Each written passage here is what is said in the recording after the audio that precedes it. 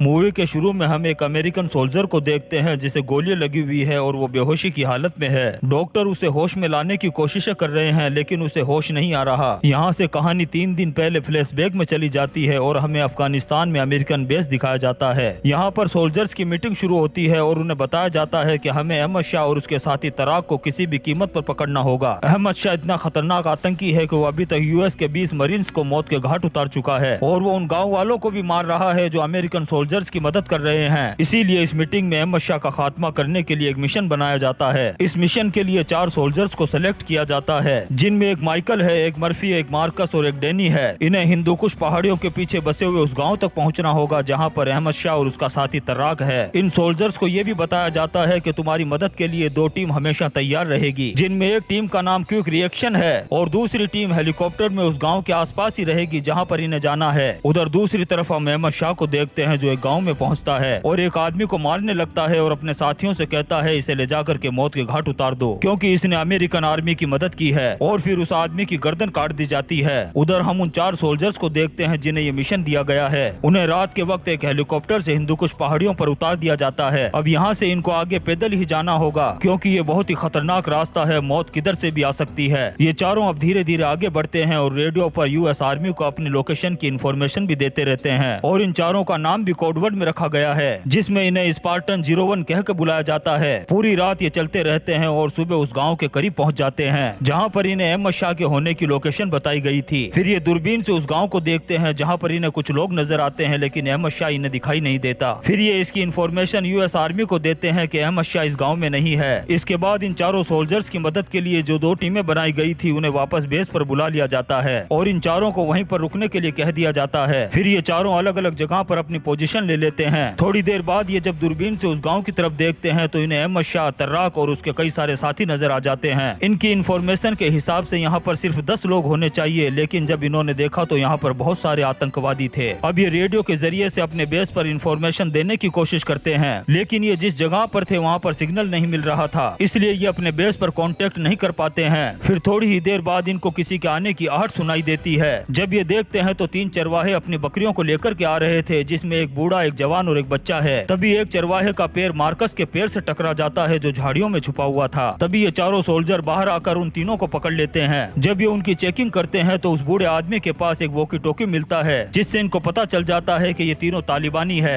अब ये फिर से अपने बेस पर कांटेक्ट करने की कोशिश करते हैं लेकिन सिग्नल नहीं मिलता और कांटेक्ट नहीं हो पाता। अब ये अपने सैटेलाइट फोन से कांटेक्ट करने की कोशिश करते हैं लेकिन यहाँ पर सैटेलाइट फोन का यूज करना खतरे से खाली नहीं था। इससे तालिबानियों को इनकी लोकेशन का पता चल सकता है लेकिन इसके अलावा इनके पास कोई दूसरा रास्ता नहीं था। अब ये अपने बेस पर कॉल करते हैं और कांटेक्ट हो जाता है लेकिन बेस पर कोई दूसरा सोल्जर कॉल रिसीव करता है और इनको कमांडर से बात करनी थी और कमांडर इस वक्त सो रहा था। जब वो सोल्जर कमांडर को बुलाने के लिए जाता है तब तक कॉल डिस्कनेक्ट हो जाता है। फिर बेस से कमांडर इनसे कांटेक्ट करने की कोशिश करता है लेकिन कांटेक्ट नहीं हो पाता और अब इन चारों सोल्जर्स को ही डिसीजन लेना होगा कि इन तीनों तालिबानियों के साथ क्या करना है। यहाँ पर सोल्जर मैथ्यू अपने तीनों साथियों से कहता है कि हमारे पास सिर्फ 3 रास्ते हैं। एक रास्ता तो ये है कि हम इनको गोली मार दें और दूसरा ये कि हम इनको यहीं पर बांध दें ताकि ये सर्दी से मर जाए या कोई जानवर इनको आकर के मार दे, और तीसरा रास्ता ये है कि हम इनको छोड़ दें और छुप कर के हम इनका पीछा करें। अब ये चारों सोल्जर आपस में सोचते हैं कि क्या करना चाहिए। मैथ्यू कहता है कि अगर हमने इनको छोड़ दिया तो ये अहमद शाह को हमारे बारे में इंफॉर्मेशन दे देंगे और अगर हमने इनको मार करके यहाँ गाड़ दिया तो तालिबानी इनकी बॉडी का पता लगा लेंगे और दुनिया यूएस आर्मी के बारे में कहेगी कि यूएस आर्मी ने निहत्थे लोगों को जान से मार दिया। और इन तीनों तालिबानियों की आंखों में इन सोल्जर्स के लिए नफरत और गुस्सा नजर आ रहा था। यहाँ पर सोल्जर्स का लीडर माइकल कहता है कि मैं इस मिशन को यहीं पर खत्म करता हूँ और हम इनको जिंदा छोड़कर वापस पहाड़ी की तरफ चले जाएंगे, वहाँ से कांटेक्ट करके अपने बेस पर वापस चले जाएंगे। अब ये इन तीनों को आजाद कर देते हैं। इनमें जो जवान लड़का था वो बहुत ही तेजी के साथ अपने गाँव की तरफ जाता है और ये चारों सोल्जर्स भी उसी पहाड़ी की तरफ वापस बढ़ रहे होते हैं। तभी मैथ्यू का पैर एक पत्थर से टकरा जाता है और वो काफी जख्मी हो जाता है लेकिन फिर भी ये उस पहाड़ी पर पहुंच जाते हैं। ऊपर जाने के बाद इन्हें पता चलता है कि ये गलत पहाड़ी पर आ गए हैं। यहाँ पर भी सिग्नल नहीं मिलने की वजह से ये अपने बेस पर कांटेक्ट नहीं कर पाते हैं। फिर ये चारों फैसला करते हैं कि हमें नीचे जाकर के सिग्नल मिलाने की कोशिश करनी चाहिए और रात छुप कर के वहीं जंगल में गुजारेंगे और सुबह अपने बेस की तरफ निकल जाएंगे। अब ये चारों नीचे आ जाते हैं और कांटेक्ट करने की कोशिश करते हैं लेकिन यहाँ पर भी इनको सिग्नल नहीं मिलता। तभी इनको किसी के आने की आवाज सुनाई देती है। ये दूरबीन के जरिए से चारों तरफ देखते हैं लेकिन इनको कोई नजर नहीं आता। फिर इनका लीडर माइकल कहता है कि मैं थोड़ा और नीचे जाकर के देखता हूँ। जब वो नीचे जाकर के के देखता है तो सामने पहाड़ी पर बहुत सारे तालिबानी उसे दिखाई देते हैं। इससे ये समझ जाता है कि जिनको इन्होंने आजाद किया था उन्होंने अहमद शाह को जाकर के हमारे बारे में बता दिया है। अब अहमद शाह तालिबानियों के साथ हम पर हमला करने वाला है। माइकल वापस आकर अपने साथियों से कहता है कि अपनी पोजीशन ले लो, हमें तालिबानियों ने घेर लिया है। अब ये चारों सोचते हैं कि हमें उन तीनों को मौत के घाट उतार देना चाहिए था। तभी पेड़ के पीछे इन्हें एक तालिबानी दिखाई देता है जिसके हाथ में गन थी। वो इन पर गोलियां चलाता, इससे पहले ही मार्कस उसके सर पर गोली मार देता है और वो वहीं पर मारा जाता है। फिर बहुत सारे तालिबानी भी आ जाते हैं और दोनों तरफ से जबरदस्त फायरिंग होती है। ये अमेरिकन सोल्जर्स बहुत सारे तालिबानियों को मौत के घाट उतार देते हैं, लेकिन ये भी बहुत ज्यादा जख्मी हो जाते हैं। डैनी लड़ाई के बीच में ही अपने बेस पर कांटेक्ट करने की लगातार कोशिश करता है। तभी एक गोली आकर के उसके हाथ पर लग जाती है और बाकी तीनों सोल्जर्स के भी एक एक गोली आकर के लग जाती है। ये चारों बहुत बुरी तरीके से जख्मी हो गए हैं, फिर भी ये भाग करके उस चट्टान के ऊपर पहुंच जाते हैं। वहां पहुंचने के बाद मार्कस कहता है कि अब हमें नीचे कूदना पड़ेगा। ये बहुत ज्यादा जख्मी हो चुके थे, लेकिन इनके पास इसके अलावा कोई दूसरा रास्ता भी नहीं था। इसलिए सबसे पहले मर्फी और मैथ्यू नीचे कूदते हैं और वो नीचे पहुंच जाते हैं। लेकिन मार्कस को पता था कि डैनी नहीं कूद पाएगा, वो काफी जख्मी हो चुका है, इसलिए वो उसे कंधे पर उठा लेता है ताकि उसे लेकर के नीचे कूद जाए। तभी तालिबानी इन पर गोली चला देते हैं जो डैनी के कंधे पर आकर के लग जाती है, जिससे डैनी मार्कस के कंधे से छूट जाता है और मार्कस नीचे गिर जाता है। मार्कस नीचे आने के बाद अपने साथियों को देखता है, तब इन्हें पता चलता है कि डैनी तो ऊपर ही रह गया है। तभी तालिबानी डैनी के पास आ जाते हैं। नीचे मर्फी अपने साथियों से कहता है कि हमें डैनी को बचाने के लिए वापस ऊपर जाना होगा। अभी वापस ऊपर चढ़ने लगते हैं, लेकिन तालिबानी इन पर अंधाधुंध गोलियां चलाते हैं। ये भी जख्मी हालत में तालिबानियों की गोलियों का जवाब गोलियों से देते हैं। तब मर्फी कहता है हम इनसे मुकाबला नहीं कर पाएंगे, हमें अपने बेस से कांटेक्ट करना होगा, इसलिए तुम यहीं पर रुक कर डैनी को बचाने की कोशिश करो और मैं पहाड़ी के ऊपर जाता हूँ। मार्कस कहता है ऊपर जाना खतरे से खाली नहीं है, तालिबानी तुम्हें गोलियों से भून कर रख देंगे। लेकिन इनके पास इसके अलावा कोई दूसरा रास्ता भी नहीं था। फिर वो अपनी सारी गोलियां मार्कस को दे देता है और ऊपर चढ़ने लगता है। वो तालिबानियों की गोलियों से बचता हुआ पहाड़ी के ऊपर पहुंच जाता है और बेस पर कांटेक्ट कर लेता है और सारी बातें और लोकेशन बता देता है। तभी यहाँ पर तालिबानी आ जाते हैं और मर्फी को गोलियों से भून के रख देते हैं और मर्फी की यहीं पर मौत हो जाती है। उधर डैनी को भी तालिबानी मौत के घाट उतार देते हैं। उधर यूएस आर्मी बेस से 2 हेलीकॉप्टर इनकी मदद के लिए रवाना होते हैं। उधर हम मार्कस और मैथ्यू को देखते हैं। मैथ्यू बहुत ज्यादा घायल हो चुका है और वो जानता है कि थोड़ी ही देर में वो मरने वाला है। फिर वो मार्कस से कहता है कि अगर मैं मर गया तो मेरी वाइफ को मेरा मैसेज दे देना और उसे बता देना कि मैं उससे बहुत ज्यादा प्यार करता हूँ और बड़ी बहादुरी से दुश्मनों का मुकाबला करते हुए शहीद हो गया। मैथ्यू मार्कस को ये कह रहा था, तभी तालिबानी इन पर अंधाधुंध गोलियां चलाना शुरू कर देते हैं। ये भी उन पर जबरदस्त गोलीबारी करते हैं। तभी वो दोनों हेलीकॉप्टर आ जाते हैं, लेकिन इन हेलीकॉप्टर्स के पास बैकअप सपोर्ट नहीं था और अपने सोल्जर्स के साथ नीचे उतरना भी खतरे से खाली नहीं था। अब ये हेलीकॉप्टर उस लोकेशन पर पहुंचते हैं तो मार्कस और मैथ्यू उन्हें देख लेते हैं और चिल्लाकर उनको बताने की कोशिश करते हैं कि हम यहाँ पर हैं। अब ये हेलीकॉप्टर को नीचे लेकर के आते हैं। तभी तालिबानी इन पर एक मिसाइल दाग देते हैं, जिससे हेलीकॉप्टर तबाह हो जाता है और वो सारे सोल्जर्स मारे जाते हैं। ये देखकर वो दूसरा हेलीकॉप्टर वापस जाने लगता है, लेकिन अंदर बैठा हुआ एक सोल्जर पायलट पर गन पॉइंट कर देता है और कहता है हम अपने साथियों को मौत के मुंह में छोड़ करके नहीं जा सकते। लेकिन वो इस सोल्जर को समझाते हैं कि प्रोटोकॉल के मुताबिक हमें वापस जाना होगा और फिर वो वापस अपने बेस की तरफ चले जाते हैं। इधर मार्कस और मैथ्यू एक दूसरे से अलग हो चुके थे और ये उस हेलीकॉप्टर को वापस जाता हुआ देखते हैं तो इनकी उम्मीदें टूट जाती है। अब इनको लगने लगा कि अब हम नहीं बच सकते। इधर मैथ्यू जख्मी हालत में जमीन पर रेंगते हुए एक पेड़ के पास पहुंच जाता है और तालिबानियों पर अंधाधुंध गोलियां चलाना शुरू कर देता है। तभी एक तालिबानी मैथ्यू पर गोली चला देता है जो उसके सर पर आकर के लगती है और इसी के साथ मैथ्यू की भी मौत हो जाती है। अब सैकड़ों तालिबानियों के बीच में मार्कस अकेला बचा हुआ था और वो आगे बढ़ता है। तभी तालिबानी उस पर भी एक आरपीजी छोड़ देते हैं, जिससे वो नीचे गिर जाता है और चट्टानों के बीच में फंस जाता है। लेकिन वो जानता था कि तालिबानी उसे मारने के लिए यहाँ पर जरूर आएंगे, इसलिए मार्कस एक चट्टान के नीचे छुप जाता है और तालिबानी जब इसको ढूंढने के लिए आते हैं तो वो इन्हें नहीं मिलता। काफी ढूंढने के बाद तालिबानी वापस चले जाते हैं। ऐसे ही काफी देर हो जाती है और अब मार्कस को भी लगने लगा था कि तालिबानी वापस जा चुके हैं। फिर वो बाहर निकलता है और धीरे धीरे आगे बढ़ने लगता है। वो बहुत ज्यादा जख्मी हो चुका था और भूख और प्यास भी उसे लग रही थी। तभी उसे पानी की एक छोटी सी नदी नजर आती है। वो वहाँ जाता है और पानी पीने लगता है। तभी अपने पीछे वो 2 लोगों को देखता है और ग्रेनेड निकाल लेता है और उन्हें धमकी देता है कि अगर उन्होंने करीब आने की कोशिश की तो वो ग्रेनेड से उनको उड़ा देगा। वो आदमी कहता है कि डरो नहीं, हम तो तुम्हारी मदद करना चाहते हैं। लेकिन मार्कस को लग रहा था कि ये तालिबानी है, लेकिन वो मार्कस से कहते हैं कि हम दुश्मन नहीं हैं। तब मार्कस उनकी बात मान लेता है और ये मार्कस को अपने साथ अपने गांव में ले जाते हैं और ये वही गांव था और यहाँ के सारे लोग इसको कुछ अलग ही नजर से देख रहे थे। फिर ये मार्कस को एक घर में लेकर के जाते हैं। वहाँ पर एक आदमी मिलता है, वो मार्कस की ही लैंग्वेज बोल रहा था। फिर मार्कस एक मैप निकालता है और अपनी लोकेशन पर निशान लगा देता है और उस आदमी से कहता है ये मैप ले जाकर यूएस आर्मी के बेस पर दे देना। लेकिन लेकिन यहीं पर एक आदमी गुस्सा करते हुए अपने आदमियों से कहता है कि अगर तालिबानियों को पता चल गया तो हमारे पूरे खानदान को ही मौत के घाट उतार देंगे। मार्कस को इनकी बातें समझ में नहीं आ रही थी।